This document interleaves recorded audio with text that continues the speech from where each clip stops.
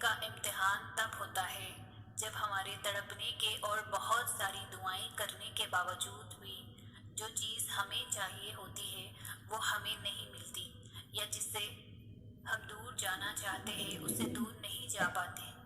توکل یہ نہیں کہ جو مانگا جائے وہ مل جائے، تبھی شکر ادا کیا جائے۔ توکل کا مطلب تو یہ ہے کہ ہر حال میں صبر کیا جائے، اور جب کہیں سے بھی دعا قبول ہوتی نظر نہ آئے تب بھی اس یقین کے ساتھ دعا کی جائے کہ اللہ کبھی نہ کبھی تو اسے ضرور قبول کرے گا۔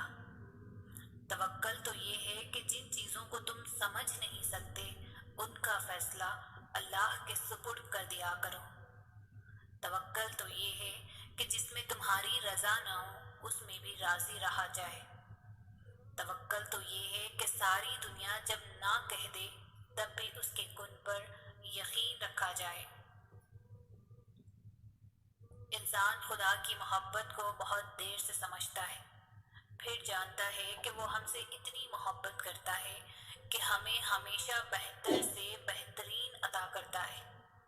بس ہم ہی جو ضد پر اڑ جاتے ہیں، اس کی نافرمانی کرتے ہیں، ورنہ اس کے اختیار میں کیا نہیں ہے۔ وہ اگر چاہے تو ایک نافرمانی پر ہمیں آسمان سے زمین پہ دے مارے، مگر وہ ایسا کرتا نہیں۔ اس کی رحمت اس کے غضب سے بہت وسیع ہے۔ کبھی مڑ کر ماضی کو دیکھو تو تم جانو گے کہ اس نے تمہیں کب کب اور کہاں کہاں سنبھالا۔ جب تم بالکل اکیلے تھے تب کہاں کہاں پر اس نے تمہارا ساتھ دیا، ہاتھ تھاما، جس کے تم قابل بھی نہ تھے اس سے بڑھ کر تمہیں نوازا۔ جب تمہارے پاس کوئی راستہ نہ تھا تو کیسے اس نے ناممکن سے ممکن کے وسیلے پیدا کیے۔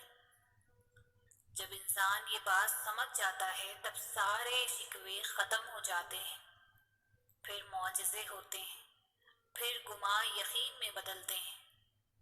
خدا کی محبت صرف محبت نہیں بلکہ امید ہے، ایسی امید جس کو زوال نہیں۔ ساری بات تو توفیق کی ہوتی ہے۔ جب اللہ ناراض ہوتا ہے تو سجدے کی توفیق بھی لے لیتا ہے۔ فرض نمازیں بھی ادا نہیں ہوتی، اور جب ادا کرنے پر آتا ہے تو آدھی راتوں کو جگا کر اپنے حضور کھڑا بھی کرتا ہے۔ سجدے کی توفیق بھی دیتا ہے، رو رو کر توبہ بھی کرواتا ہے، اور قبول بھی کرتا ہے، اور جو مانگا جائے وہ بھی دیتا ہے۔ تمہارا مقدر تمہاری زندگی نہیں بناتا، تمہارا توکل تمہاری زندگی بناتا ہے۔ تمہارے پاس اب بھی دعا کا اختیار ہے۔ تمہاری کہانی ابھی ختم نہیں ہوئی۔ تمہاری توفیق ہی قبولیت کی سب سے بڑی دلیل ہے۔ اللہ کو پانے کا سفر آسان ہوتا تو یعقوب کی آنکھوں کی روشنی نہ جاتی، ایمان کمزور پڑ جاتا۔ کوئی بات نہیں قدم لڑکھڑا جاتے، کوئی بات نہیں دل گھبرا جاتا، کوئی بات نہیں رونا بھی آتا، مگر کوئی بات نہیں۔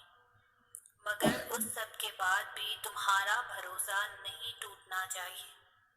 چلتے چلتے تھک بھی گئے ہو تو قدم رکنے نہیں چاہیے، روتے ہو تو شکوہ نہیں کرنا چاہیے، اور یہیں پر اللہ کو اس کے پیارے بندے ملتے ہیں، وہ جو سفر کرتے رہتے ہیں، وہ جو گر کر بھی بھٹکتے نہیں، اور یہی یقین تمہیں اللہ کا بنا دیتی ہے، کیونکہ اللہ کو تو بس تمہارا یقین دیکھنا ہے۔